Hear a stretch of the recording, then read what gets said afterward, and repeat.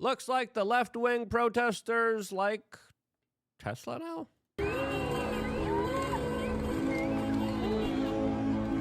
This as the Waymos are out, the riots have started, and now this is a situation that allegedly, according to some sources, have brought back together Donald Trump and Elon Musk. As what's the latest with that type of scenario and situation? As today we got breaking news that the Biden administration was spying and tracking Elon Musk. We'll tell you why this was pretty nefarious and why all of us are being tracked and spied on and databased and have all of our private information out there in the ether for the pure benefit of any kind of criminal to do whatever they want with. As we also had the CEO of Telegram release some really wild information with Tucker Carlson that he was recently talking about when it comes to the surveillance, Palantir, enhanced AI, technocratic surveillance state that all of us no longer have any say in. We'll get into that in a little bit, as of course, right now we still have this kind of weird relationship that a lot of us are kind of uncertain about with Elon Musk and Donald Trump that I wanted to first talk about. And if you appreciate these type of nuanced conversations, subscribe, click the notification button, as of course we have a lot of crazy information to get into in this particular video. As we are finding out that there has been a mystery about the vanishing of Teslas outside of the White House. This, as of course it's pretty clear, the Teslas are no longer the preferred method of transportation for Donald Trump. That had a huge clash between his former bestie, the world's richest person, Elon Musk, that he has been fighting with recently. Now, when you go to Elon Musk's Twitter account, it definitely looks like not much has changed as Donald Trump's allegations on his Twitter page have been deleted, and now he's posting about Steve Bannon. He's posting about Starlink, he's posting about the protest, and siding with Donald Trump, essentially saying that a lot of the protesters are very violent, and that what Donald Trump essentially is doing here is the right move here. CNN has this article, LA protest inch Elon Musk back to President Trump. Not really. Donald Trump hasn't really done anything except for make some statements. There's allegedly some statements he's saying behind the scenes that are a little bit more inflammatory against Elon Musk. We'll get into those at the end of this particular video here, but it definitely doesn't look like there was a major accusation of being on Epstein's Island on Elon's Twitter account, as the latest of which we heard was that the two were supposed to have a phone call, and then Donald Trump just didn't show up to the phone call. Now, a lot of people are saying Donald Trump has won the billionaire battle with Elon Musk. I don't think there's any winner here, to be quite honest with you, especially now with the very serious allegations that Donald Trump has against him, as the vast majority of people are still waiting very patiently to have some kind of disclosure and accountability surrounding the Epstein client list, which of course looks more and more unlikely. All of this, as we're finding out today, this is according to the Wall Street Journal, that U.S. agencies actually tracked foreigners traveling to see Musk. Now, this is not out of the ordinary, but this is important for a couple of reasons. We'll tell you why.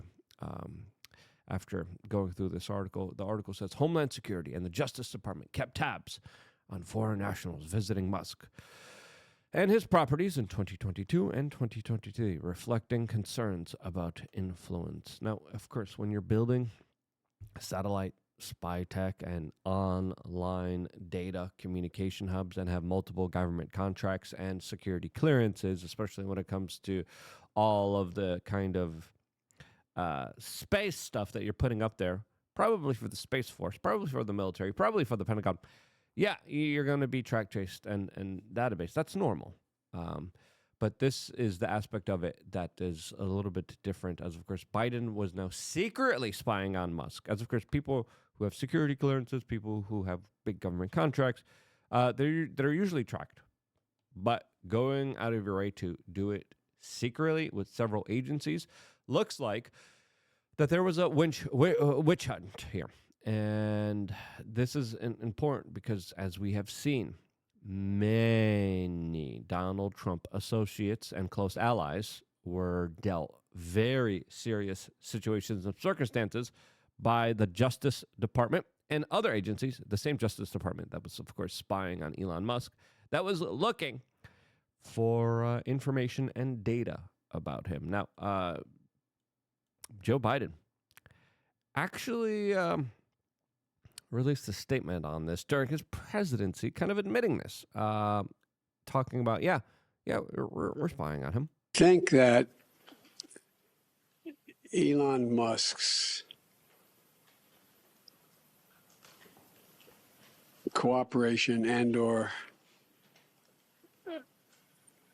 technical relationships with other countries is worthy of being looked at.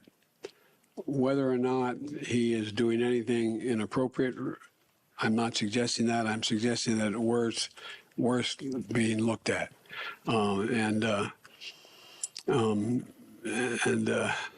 But that's all I'll say.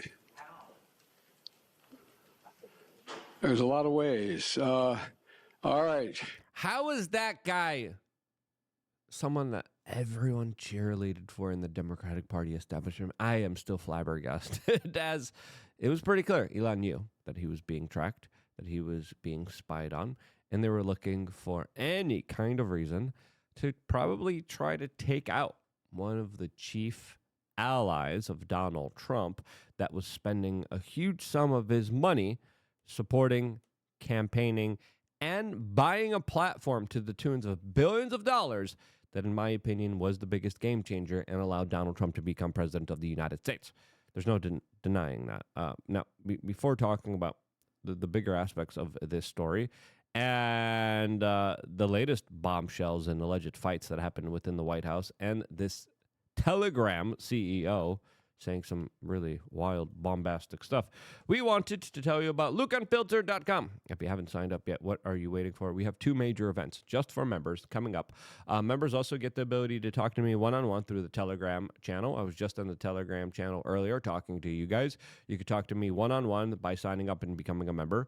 And on July 9th, we are doing a meetup with the Quartering in Milwaukee. In the evening, we're going to hang out, we're going to break bread, and we're going to network, and it's going to be a really fun night. Then, July 20th, we are doing a range day here in Miami. It's going to be a lot of fun, and I cannot recommend it enough, especially if you're looking to learn some really cool, awesome techniques that are very challenging, that are very difficult to learn. You could be a part of it just by simply signing up to LukeUnfiltered.com. You get 3 master classes, 12 years of exclusive videos, lots of really great stuff, seed oil cards, and you really become a part of our independent media organization. In the chat, you guys tell me what to do, and I'm like, I'll look into it. And I do. You guys told me, hey, interview this guy. I did. Who else do you want to see me interview? Well, you want to be a part of figuring out the stories that we talk about? Sign up to LukeUnfiltered.com. Your support means a lot to us. We can't thank you enough for your generosity. Sign up for whatever you could afford. I know times are a little bit tough for people, so if they're tough for you, don't worry about it. But if you have 20 cents a day and want to support our efforts here, LukeUnfiltered.com is the way to do it.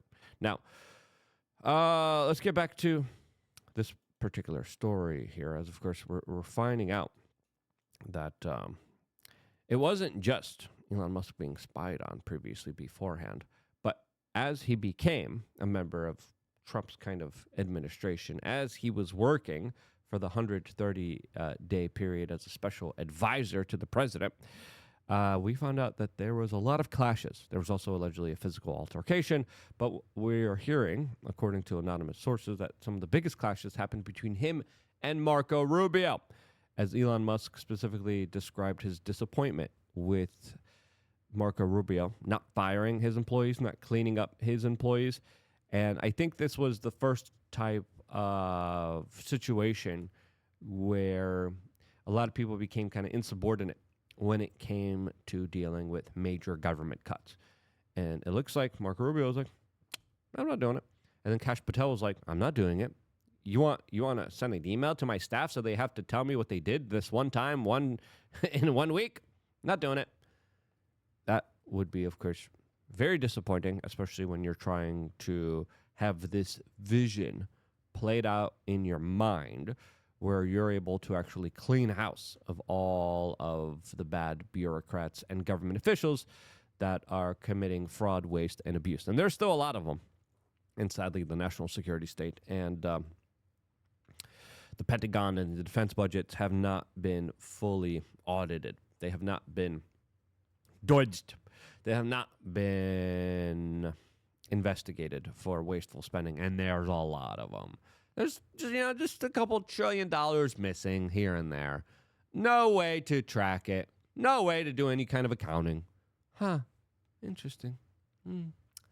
Wonder why we haven't gotten any of those particular details. As countries like Italy, after the spat between Donald Trump and Elon Musk, actually were offering Elon Musk a place to move to, saying, let's do a techno renaissance, as the CEO of Telegram probably would have other things to say about this, as he described his situation from house arrest in France after being accused of crimes that he had nothing to do with.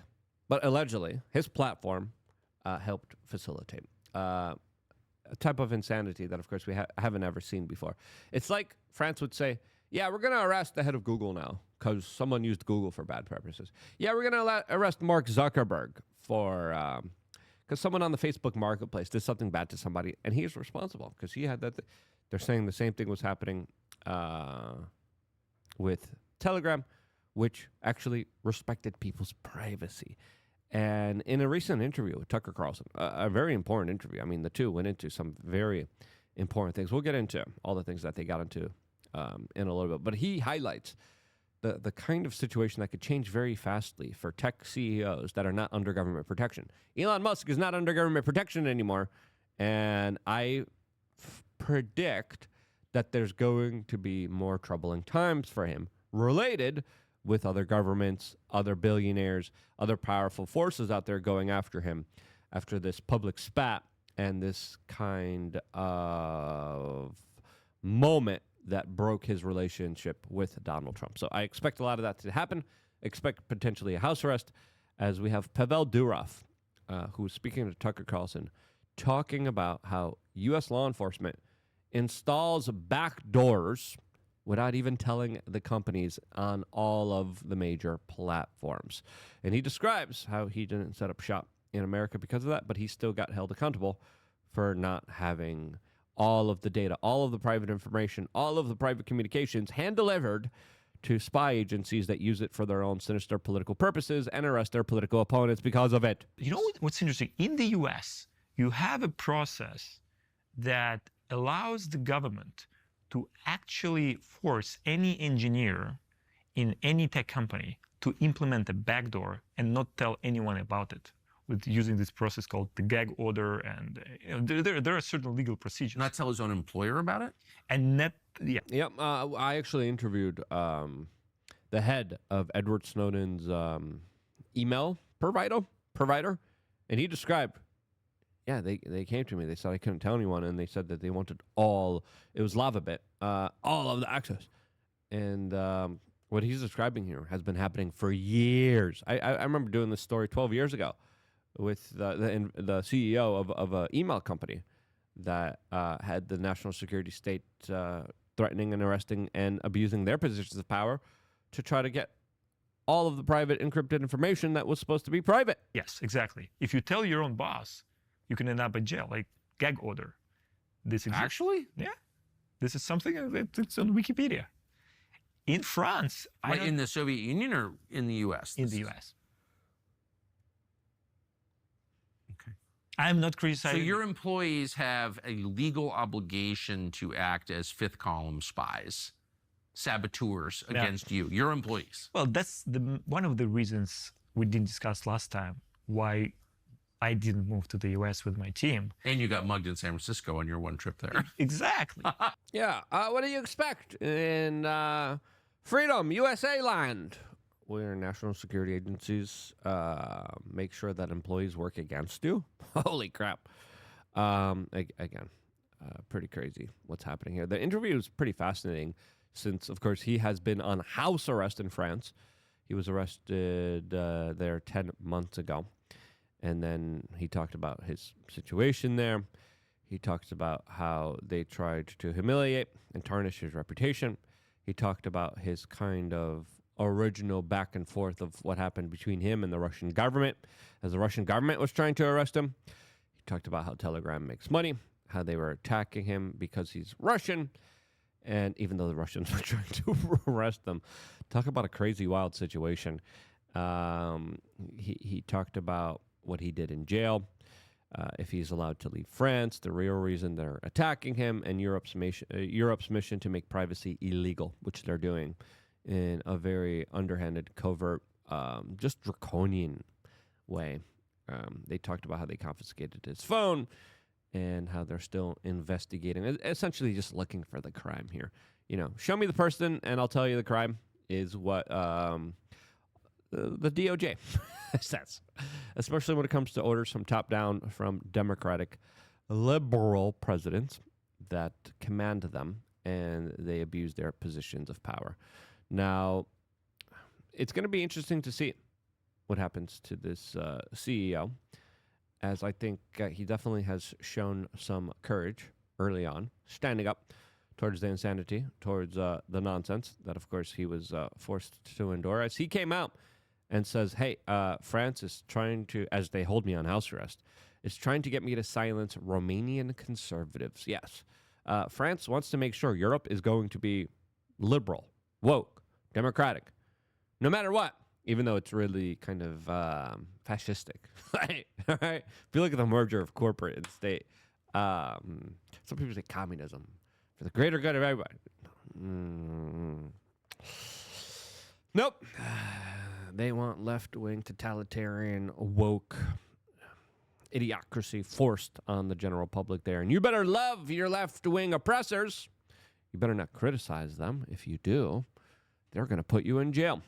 As right now, he came out and said Western European governments, they of course hinted at it, at being France here, asked to block conservative voices in Romania ahead of an election. Again, this is election interference. This is spying. This is tracking. This is databasing. This is the erosion of any forms of liberties, of any forms of freedom. And sadly, a lot of this is being done through our phones, which a lot of us are very addicted to, which a lot of us are hijacked by in more ways than one. This is what Duarf had to say about, by the way, talking about how cell phones are a danger. Where's your phone? You didn't leave it out. I don't use a phone. I haven't used the phone for a year almost. I find it. France took it. Oh, France took it, but even before it took it, I wasn't using my phone. I didn't have a SIM card in the phone. I just use it to test Telegram, the app, because we have constant product updates. I have to test it like at least twice a week. But I'm not a user of a phone. So I just want to say again, you're an engineer too. I mean, you're not like a marketing guy. You're like a build the app guy. So you understand the technology. Yes. Because you built it. Yes. So you're coming from a highly informed perspective when you make technology choices. Is that fair? You could say so. Yeah. One of the most informed probably in the world, and you don't have a phone. What is that? Like, why don't you have a phone? Well, I don't use phone regularly, right? I probably own a phone, but I don't use phone. I don't carry a phone with me. That's because you're carrying the government with you. And the loving, caring government watches every single thing you do. All of this as we're moving into a new type of surveillance state that sadly is going to be in every aspect of our life. As Wired has a very interesting article here saying Palantir is going on defense. Palantir threatened to call police on Wired reporters and kick them out and other journalists from a recent conference following reports of the data analytics firm's work with the Trump administration. Now, when it comes to these kind of private CIA intelligence agency organizations that come from founders that talk about how they proudly took down the far right in Europe and helped Europe get information and political supremacy over its population by force. And now you're understanding that company is building a database on you and every other single American, collecting all of your government data and records into one convenient pile where they get to know every single little thing about you, probably in real time. And then we, of course, aren't even going into the levels of predictive crime, true crime, where we're able to actually predict crimes before they happen. But we're able to set people up with crimes and to manipulate them and to brainwash them and to mind control them so they commit crimes that they could be arrested for in the future. That's the type of dystopia that a lot of people don't think about. They're like, oh, yeah, they're just going to spy on us. I go, that's their heart. I go, that's their heart. You got nothing to hide. Don't worry about your data. You idiot. Numbskull. You have no idea just how sinister a lot of the spying tech and apparatuses are going to be utilized. Not just as a form of mind control, but a form of not just predicting the future, but making the future. That right there is something that gets rid of all autonomy, freedom, liberty, and sovereignty. And that is insane. And if you agree, share this video. If you agree with our messaging, which the algorithms probably won't like, subscribe to LukeUnfiltered.com. We need your help more than ever. I love you guys. Stay tuned for more, all here exclusively on youtube.com/WeAreChange.